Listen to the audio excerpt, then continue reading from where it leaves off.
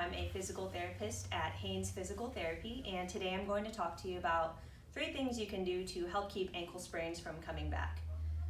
So typically after an acute ankle sprain, you are going to notice deficits as far as your muscles reaction time, strength, and proprioception, or kind of what you can think of as your body's awareness of where it is in space. So there are a couple ways that we can address that. I'll keep it pretty simple. So let's talk about that one first. So proprioception, again, kind of your sense of balance, tends to be impacted afterwards. So in order to train that up, let's go ahead and start with our patient here, Tyler. Okay, so let's say he's had a history of ankle sprains on the right. So these aren't things you're going to do immediately after an ankle sprain. These are things you can do after you can bear weight and you're fairly well, but you're trying to prevent it from occurring again. So go ahead and stand up right here. You need to work on that sense of balance. If you're able to tolerate it, can you go ahead and try and stand on just your right leg? And so I don't know if the camera can pick up on it, but you can see his ankle muscles working pretty good just to maintain that balance. And then there are several ways that you can kind of progress this. So I don't know if you're able to see the little cross here. Go ahead and stand at this little center point. If you want to try this at home, basically what you can do is get strips of tape and kind of put them in a cross, or you can just imagine it in your head, but you want to stand on the affected leg. So again, if you sprain the right one, you'll stand on that one. What I want you to do with your left leg, just to kind of challenge that sense of balance, is to try and move forward on that line as far as you can, but keep your balance, and then come back. And then do the same thing out to the side. Good, I'm kind of in your way. And then come back, and then backwards, come back.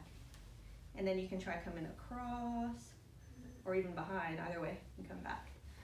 So you can basically do that. You can even make kind of an asterisk and basically go in different directions, but that's a really good way to kind of challenge that sense of balance.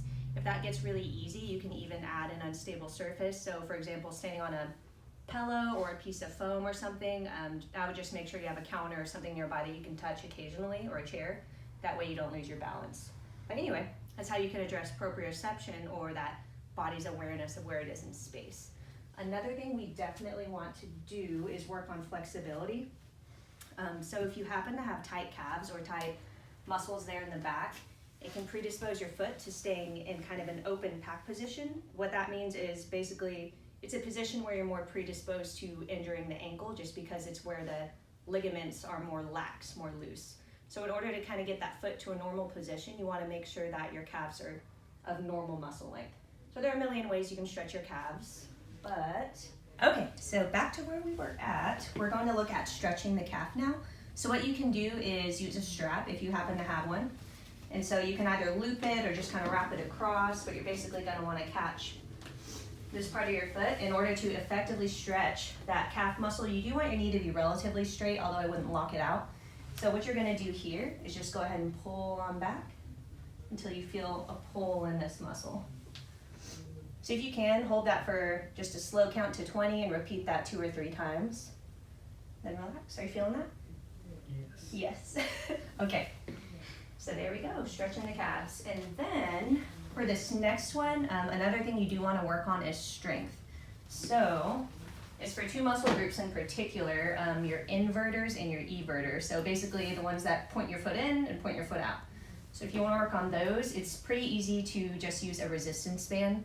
You want to use a resistance to where you get muscle fatigue, but to where you're not having any pain. So you have to find that happy medium. So go ahead and scoot down that way just to where your foot's hanging off. Okay, not that far. Scoot back. Just the foot, not your whole leg. There you go. And so a couple ways you can do this. So what you can do basically is you want one that's long enough to where you can hang on to it. You can tie this to things in order to use it as an anchor, but I prefer to just do them this way. So go ahead and hold on to that. So if we want to work on that in and out motion, we need to anchor it to where we can point outward. So what I want you to do is take this foot and kind of pin it on this side. A little more. There you go. So you just want to create an anchor to where you can use resistance and point your foot out. Yep, so try and focus that at the ankle. Perfect.